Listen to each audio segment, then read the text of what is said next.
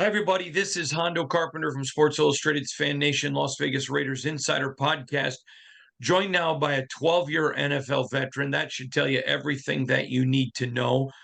He was drafted by the Green Bay Packers. He now has a great Packers podcast on the Believe Network called On My Block. It's all Packers. We're really excited to have Mike Wahle with us. Mike, how are you, sir? Yeah, I'm doing great, Hondo. Thanks for having me on. Excited to talk ball.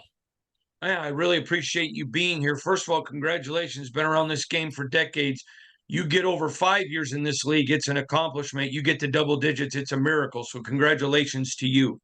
Yeah, I appreciate it. It's certainly, I think we always try to set the bar at 7. Offensive lineman, you figure if you get 7 years, you can call it a pretty good career. So I got lucky.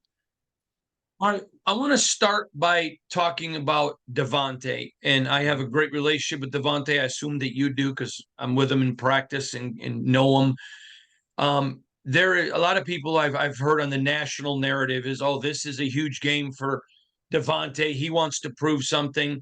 But the problem is I talk to Davante, that's not the case. He loved the Packers. They offered him more money than the Raiders.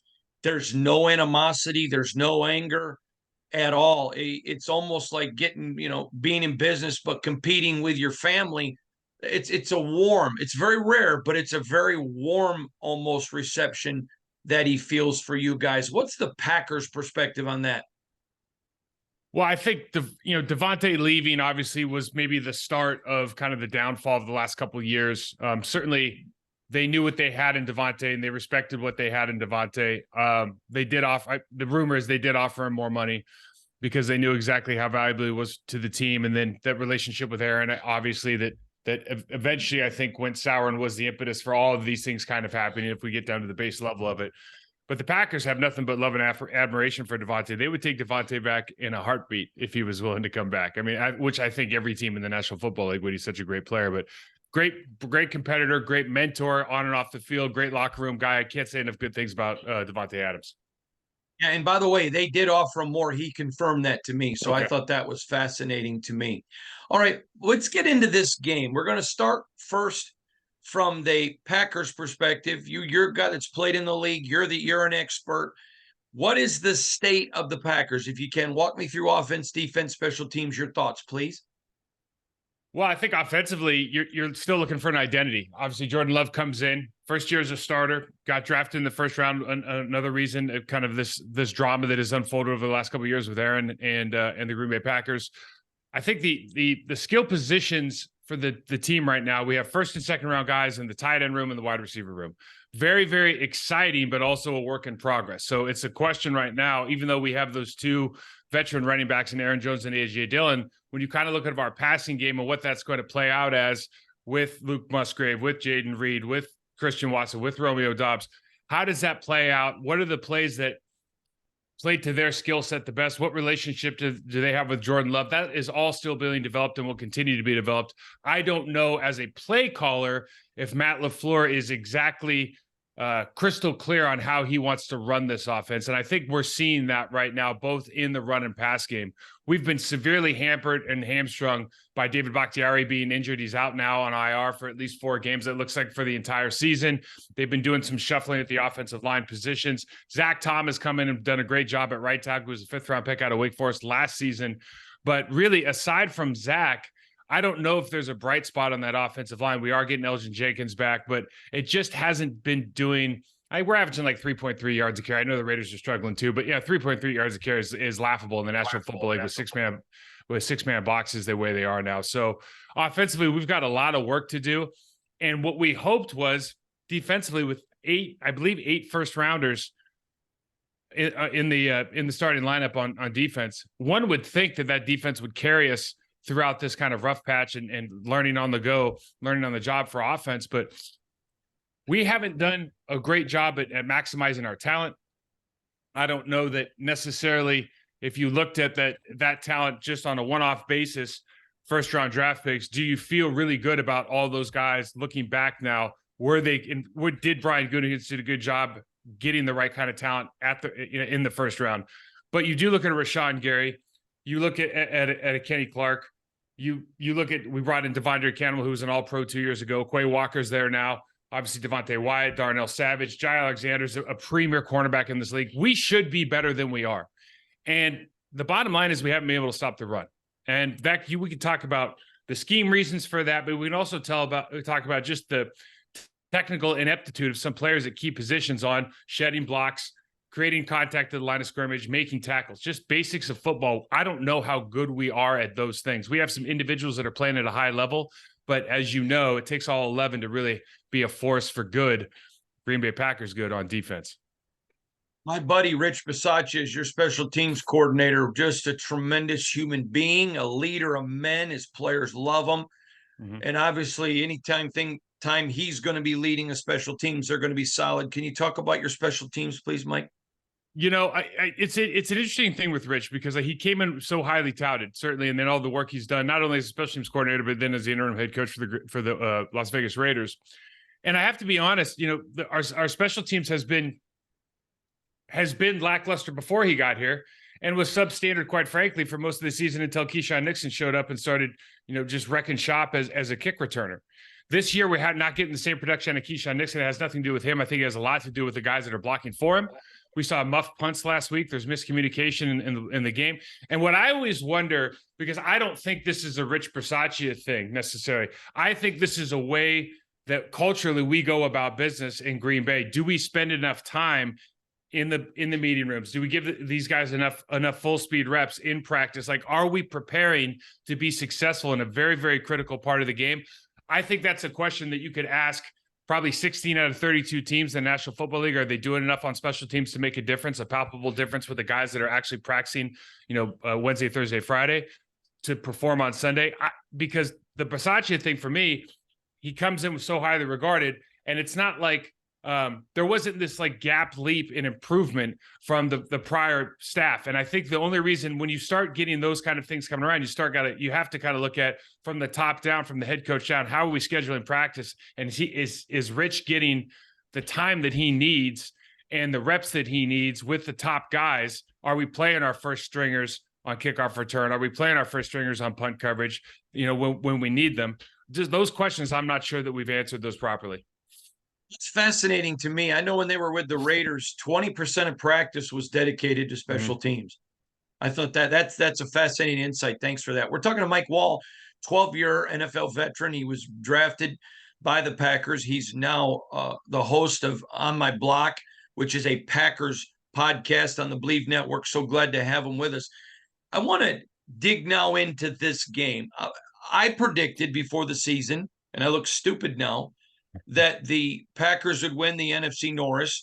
I'm a Michiganian by birth and lived there for many, many years. And so I could never trust the Lions just because of over my lifetime. They always fail. But so I thought the Packers would be better. I'm a believer in Jordan Love. Got to see him a lot in college. Very much a believer in him. I think that guy's the absolute real deal.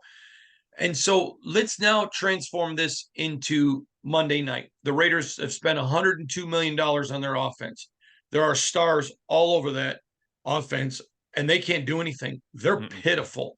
They're not bad, Mike. They're pitiful. One of only 3 teams that hasn't scored 20 points. And with all those stars, it is inexcusable. So let's talk Raiders offense against Packers defense. What's the key here for both teams? Well, you guys are averaging like 2.7 yards. I mean, some ridiculous number in the run game. I mean, this is a get right game for both teams in the run game. If you look at it, neither team can run or stop the run. So somebody's going to win out, right? This isn't going to be a 50-yard game for either team. When I look at the Las Vegas Raiders, obviously we don't, as a Packers fan, you don't want Davante Adams to have a signature game. I think that's kind of number one. Everyone's got that circled. Josh Jacobs has been historically a very good player, but you see that they're running jet sweeps last week just to try to get him more involved in the running game. Like they're just searching for options because, quite frankly, up front on the offensive line, we can look at this offensive line for the Raiders and say, yeah, they can stay square in inline blocking. Yeah, they can take the right footwork, but they get reset. The line of scrimmage gets reset when they're playing against good defensive tackles. And we've got a couple of good defensive tackles. So I think from the Packers' perspective on defense, that matchup between their interior offensive line and our defensive tackles, that presence is going to be felt. We hope that Rashawn Gary and Preston Smith and Igbari can create some pressure for. Is it going to be Aiden O'Connell again? I think it's going to be Jimmy G. It's going to be Jimmy. Yeah, it's going to be Jimmy. So I know he gets rid of the ball better. He's kind of a master of this offense at this point. But as long as, I mean, the Raiders haven't really had a lot of explosive plays. This is one of those teams where I think if you look at them on paper, we're hoping as Packers organization, we're very happy to let them dink and duck and try to get all the way down the field, because whether it's a tackle for loss, whether it's a sack, whether it's a penalty, just don't know that the Raiders can go the distance on the defense when we're looking at it from the Packers defense. And then, on the other side of the ball, Maxx Crosby to me could be the defensive player of the year right now. I mean, he jumps off tape, and I say that knowing all the other great players that people are talking about nationally, but when you watch tape on this guy, I just don't understand how you block him. He looks like Plastic Man to me. I just don't know where you get your hands. I don't know how he just moves in an unorthodox way. He's good in the run and pass game. If you don't double him, I mean, I'll just be honest. I wrote this in my notes prepping for this game. I don't know if I've seen a guy who looks as difficult to block since JJ Watt. I mean, he presents that kind of issue for me. He's different than Aaron Donald. Aaron Donald's kind of in his own category, but I haven't seen a guy that's as difficult to block for an offensive tackle since JJ Watt. This guy's playing at a high level. So if you can stop him, you see that the Raiders are missing a lot of tackles. You've got some safety guys, like safeties are coming down and they're not inserting in the right, they're not filling the right lanes. They're hitting the A gap, but they should be hitting the B. I mean, there's a lot of kind of problems with how they fill the run lanes. So the story's the same on both sides, both defenses, but you kind of look at this from a Packer standpoint. Aaron Jones, can we get him some more carries? Can we try to get that run game going, and just understanding that if you're running mid zone or outside zone stuff, you take care of Maxx Crosby. There's some opportunities there on the cutback where the lanes just aren't being filled in the right manner. Yeah, totally agree with you. That's a great analysis. And I think it's good you pointed out what I've seen, which is the safety play has been horrible. Nick Saban once told me, if you're allowing it, you're coaching it. And Great. when you see multiple games where they're in the wrong lanes, if you got to, and it's more than one guy, you got to start pointing fingers at coaching. That's just legitimate. Now, you're a former player. Do you agree with that analysis? Absolutely. Yeah, and I think what happens now, to be honest, is that the practice. I do skill development with NFL athletes and younger athletes as well, but a lot of NFL athletes. And the reason that this business is successful is because these guys don't spend a lot of time at practice getting better at the basics of the sport anymore. And the attention to detail isn't what it used to be. And a lot of times you see it Hondo, you see it all the time. Like if the Las Vegas Raiders aren't running the ball very well, they'll just try some new plays. They won't try to teach the players how to block better, right? Like the philosophy's kind of changed. And, hey, instead of getting these guys to do it better and with the same plays that we know work, they'll just try some new plays. They'll keep mixing things around. So I think that happens a lot now, just more of a general statement, but you can point that to defensively. They're just trying to start throwing spaghetti at the wall and see what sticks sometimes, instead of making sure these guys are very kind of technically sound, not only in how they go about their positional requirements, but also understanding in a granular detail what their positional requirements are. So I completely agree with you. I did want to point out, I thought that John Jenkins and Adam Butler, I know they're second team guys, but I thought they played really well last week, defeating some individual blocks and resetting the line of scrimmage. So when I look at like that matchup, especially in the run game, the interior offensive line for the Green Bay Packers hasn't been great. We're going to get Elgton Jenkins back, but generally, Josh Myers, John Runyon Jr., and then we had Royce Newman playing for the last couple of weeks. If those guys can be disruptive in the run game, that could shut us down completely as well. So we're talking kind of in circles here, because I think both teams have a lot of the same fundamental issues of we're not very good at some of the basics of the sport. We got individual players that are playing great, but if you look at the whole product, we can get a lot better technically. Yeah, and I think it's important you brought up John Jenkins and Adam Butler, because I think they're two of our best defensive tackles, Jenkins especially, but I like what they're doing. And to me, it almost feels like, and I would love your thoughts on this, that Josh, and I like Josh McDaniels. He's a tremendous man. He's a great husband, father. I like him. We know he's a great offensive coordinator. We don't have enough. I mean, there's no evidence to prove he's a great head coach yet. Yeah. I asked him last week, I said, you are 21 games into your Raider career, and you inherited a playoff team, and you're now worse, both record and statistically, you're worse. And what are you and your staff going to do to fix that? It wasn't a personal attack. Right. It was a, he's a guy that reviews his players. and he's very black and white. It was a very black and white question. To me, I'm stunned, and I would love your thoughts because I don't want to be missing the forest because I'm so close to the trees. I'm stunned at how little there is in development. Great coaches understand at high school you develop your players, in college you develop your players. Sometimes with fans, they don't understand you got to develop players at the National Football League as well. I'm shocked at how bad the Raiders are at basics that should be continually being developed. Am I missing something?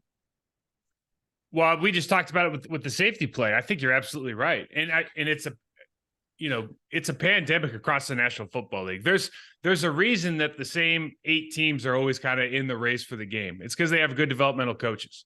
And I mean, listen, you guys drafted Tyree Wilson, first round draft pick. I think he's out of Texas Tech, right? Yep. Okay. That guy is not ready for prime time coming out, right? In other words, he's from Texas Tech. He's a big, tall, lanky guy, big body, a good athlete. He's going to take a lot of work to get him where you want to go. Same thing with like Lucas Van Ness, the guy we picked up from Iowa with the 13th pick. And so these guys are kind of, or will be, a referendum on the job that maybe that individual coach does, but also that, in your case, defensive coordinator and head coach do on developing players. Because when I look at your draft picks this year, you don't look at Michael Mayer. They said out of the tight end under Notre Dame, he might be the most ready to go tight end. Luke Musgrave's doing pretty good. Sam Laporta is killing the game right now. And so you made these decisions. Now you have to make sure these guys can be like every down contributors. And I do think when you look at the Raiders, as well as, I mean, I talk about this with the Green Bay Packers all the time.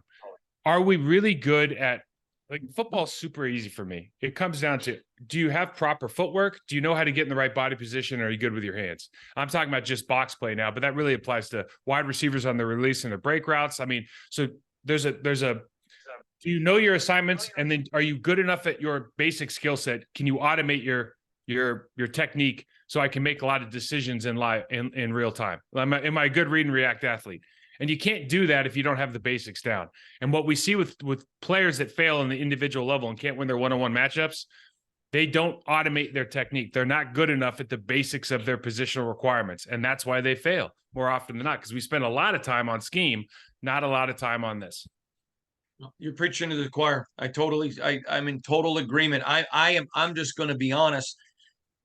As a journalist, I always give coaches 20 games because I want to, because your first year, okay, they don't have their guys, but after 20 games, I start pinpointing. And to me, the lack, that is one thing. When Rich Bisaccia was the interim coach, the Raiders were a train wreck. You may remember the Gruden gets fired, Sure. Henry Ruggs, all the issues. And every day in practice, Rich Bisaccia had those guys working on fundamentals, and they found ways to win.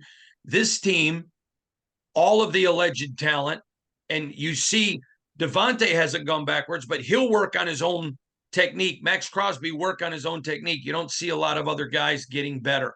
All right, this is the big question, Mike. I know you cover the Packers, but I also know that you're fair. You respect the game. I'm curious, when Monday night's over, what's going to be the score? Who's the winner? I think if you looked at these two rosters objectively, honestly, Jimmy Garoppolo probably has the edge on Jordan Love right now as far as what he's done in the National Football League. And obviously Davante Adams trumps anything we have on offense. But if you look at the rosters on both sides of the football, I think the Packers have a very talented roster in comparison to the Las Vegas Raiders. And this is why it comes down to, we haven't been terrible in the secondary, but as fans, I think even within the locker room, they don't know week to week how they're going to play a guy like Davante Adams. Are we going to go one-on-one with Jair Alexander? Are we going to bracket him all day? Are we going to take away the number one option or not? We did it once with Justin Jefferson last year. We had great success. We tried it some other times, didn't work out so well. If we can hold Davante Adams to not having a signature game, I think this is like a touchdown victory for the Packers, to be honest with you. I just don't see it on the defensive side of the football with the Las Vegas Raiders, that even with Maxx Crosby, if Maxx Crosby has 3 sacks and all that, I mean, there's still 10 other players that have to play things the right way. And I just don't know with the firepower we have on offense and getting back Elgin Jenkins on the offensive line. I just feel like this is one of those games where the Packers know they need to win and bounce back from the Lions. And I think it's a close game. I think the spread's like 1 or 2 right now, Hondo, but Yep. I think this might be a touchdown game. All right. Mike Wahle is the host of On My Block. It's a podcast covering the Packers, but he's just not some media guy in his basement. He's a 12-year NFL veteran. He's an expert. He knows exactly what he's doing in the offseason, not just in the offseason, but he has a company also training athletes, which he does a tremendous job with. He's an excellent source of information, both on the Packers, but in what he sees on the Raiders. Thanks a lot for being with us, Mike.